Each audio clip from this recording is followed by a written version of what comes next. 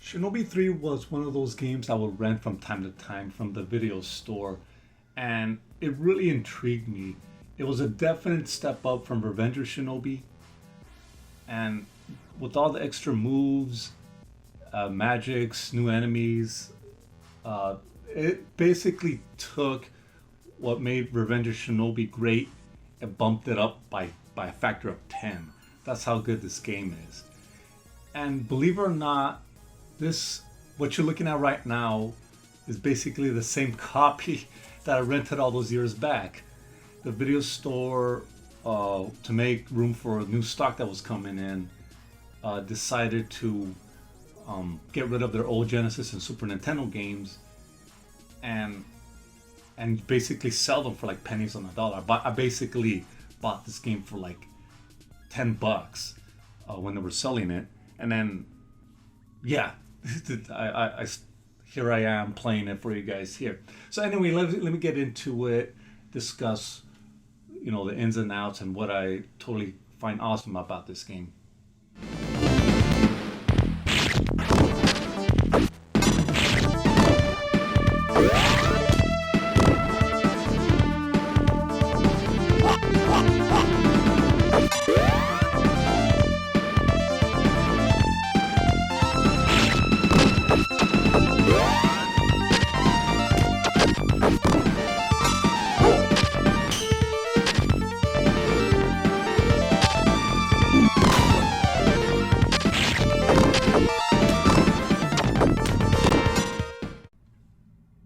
Now, the first thing I'm going to talk about is gameplay. As I mentioned before, they took what made Revenge of Shinobi great and basically expanded upon it. In case you guys didn't know, they actually delayed this game to, I guess, do that. And what we got here was basically an expanded move set, smoother animations, all that stuff. But let me talk about the move set first. Besides being able to double jump and throw shurikens and all that good stuff that happened in Revenge of Shinobi, here you have the ability to dive kick. You could climb on ceilings and pipes. You could wall jump. You could run. You could run and attack. And what these new moves do is basically gives you an option of how you approach your enemy. You could either stand and block and kind of play it safe, or you could go ahead and double jump and go all out. And when it really comes down to it, the choice is yours. You could approach this game any way you want, and having that kind of option in a game like this is always a good thing.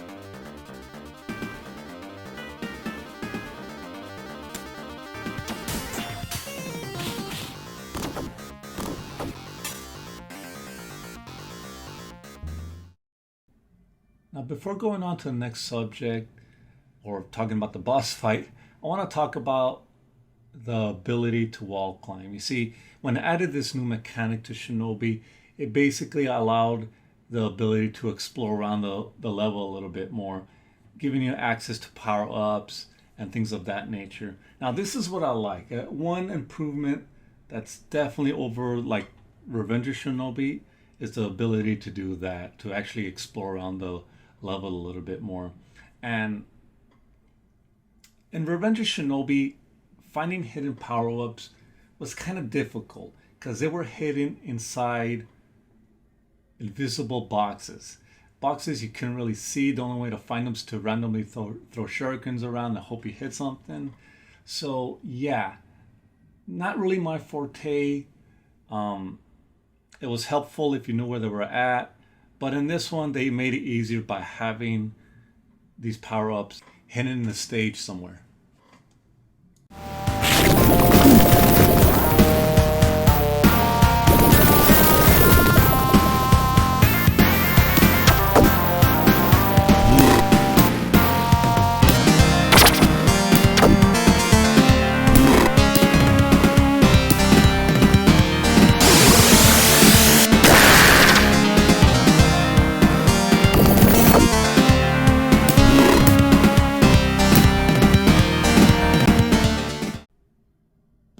fights, I gotta say, they're tough.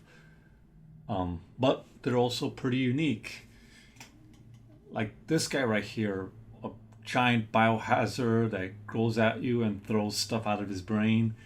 Yeah, that's pretty cool right there. Especially this big ass laser that gets me every time. I can never get around that.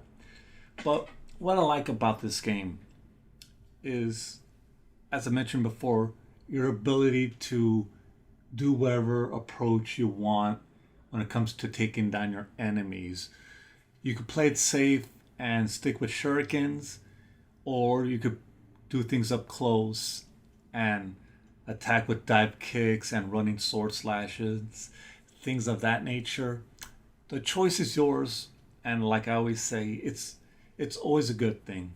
However, if you do decide to take things a little personally and stick with close-up attacks, you do get a higher score in the end if you're into that thing. If not, you could play it safe with shurikens, and although you won't get the high score, you'll still be able to take down the boss. So in the end, it's a win-win for either kind of player.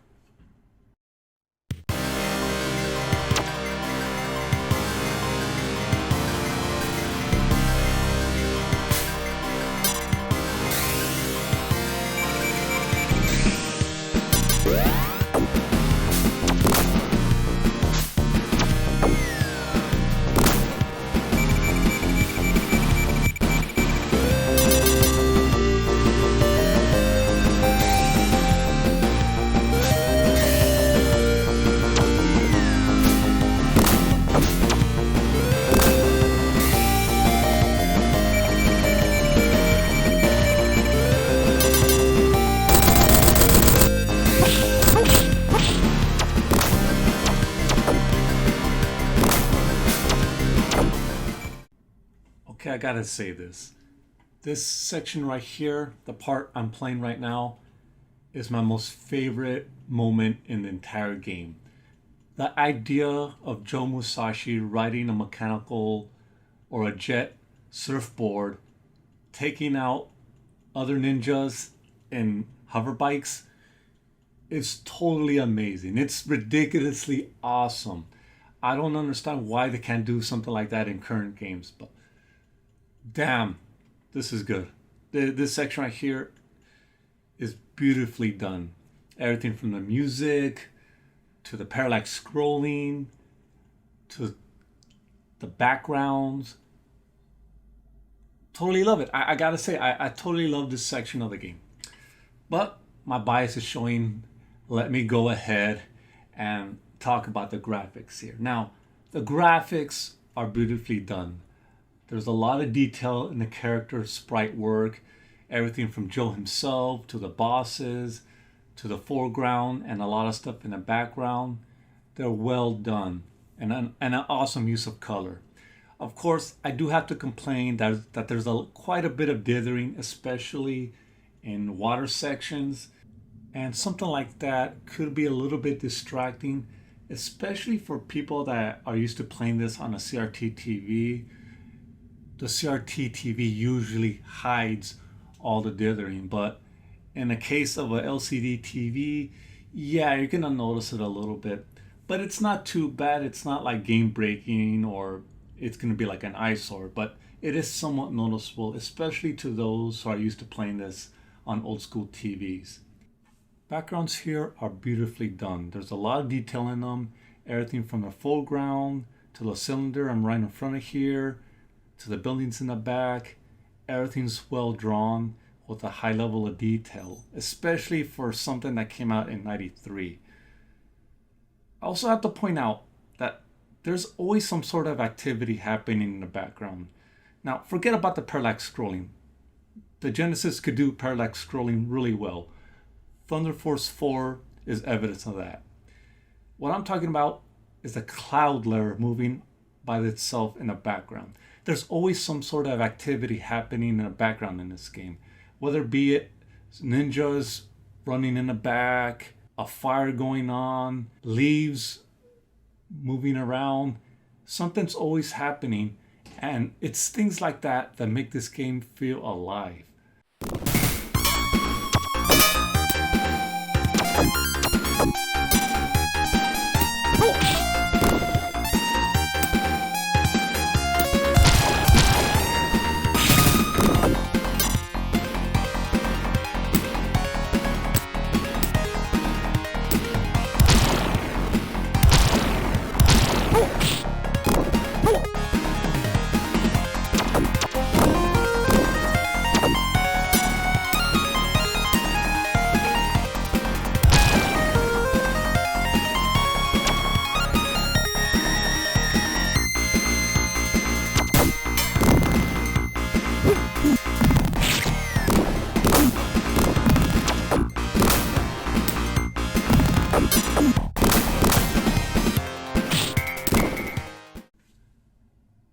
Music here is some of the best I've ever heard on the Genesis, bar none.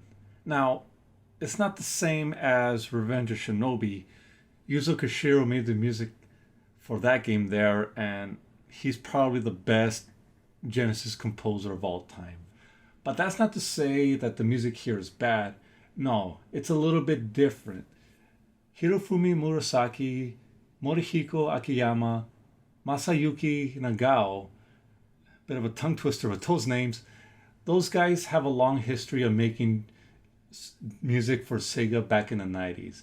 Some of the titles that these guys worked on include Clockwork Knight 1 and 2, Sonic 3 and Sonic and Knuckles, Columns 3. So yeah, these guys definitely know what they're doing when it came to the Genesis sound processor and stuff.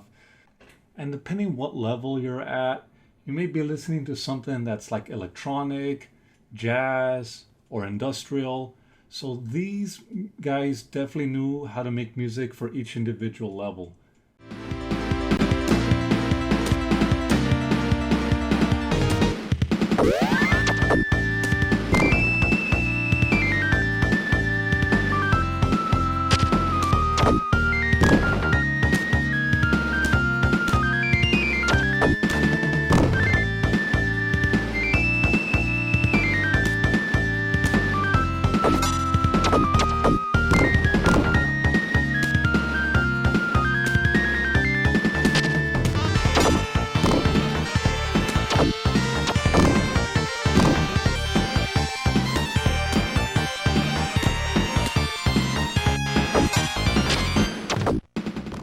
Controls in this game are really responsive, and the layout is pretty easy to remember. A is to perform your ninja magic, B is to attack, and C is to jump. Now, I have to point out that double jumping in this game is a little bit easier than in Revenge of Shinobi. In the predecessor, you kind of had to be really precise with your second button press or else it won't do it. Here, they give you a little bit of a leeway. You don't have to be as precise, but that's not to say that it isn't challenging. I actually died in this level a bunch of times, and you can obviously tell from the life count on the upper left-hand corner. So yeah, there is a bit of a learning curve regardless when it comes to that. But besides all that, the controls are tight, easy to remember, especially for anyone that grew up in the era. So yeah, let's end this thing. And there you have it, guys. Shinobi 3 Return of the Ninja Master on the Sega Genesis. I give this game an A. It's a solid game with excellent graphics, good music, tight gameplay. It's awesome. To me, it's the best ninja game of the 16-bit era. Now, some of you may not agree with me there and believe there's another game out there that's a better ninja game. So go ahead and leave a comment down below and tell me what you guys think is the best ninja game of the 16-bit era. But for me, this is it right here. Now, finding a physical copy is a bit pricey. It fetches for around $25 loose, $50 complete. So keep that in mind if you plan to play this on original hardware. However, if you got some of the newer consoles that are cheaper alternatives, for anyone that has a Switch, PS4, or Xbox One, there's a Sega Genesis Classics, goes for around $30, and wow, 50 retro Sega favorites. So yeah, you're definitely getting a bargain with this collection right here. If you got something a little bit older like the PS3 or Xbox 360, there's Sonic's Ultimate Genesis Collection with like over 40 titles. However, there's this annoying border around the screen that is a bit of an eyesore. For the life of me, I couldn't find the option to get rid of it. I don't think there's a way to get rid of it. So keep that in mind if you plan to buy this version. Anyway, this was Knockout 21. Please comment, rate, and subscribe. And like always, have a good one. Take care, you guys.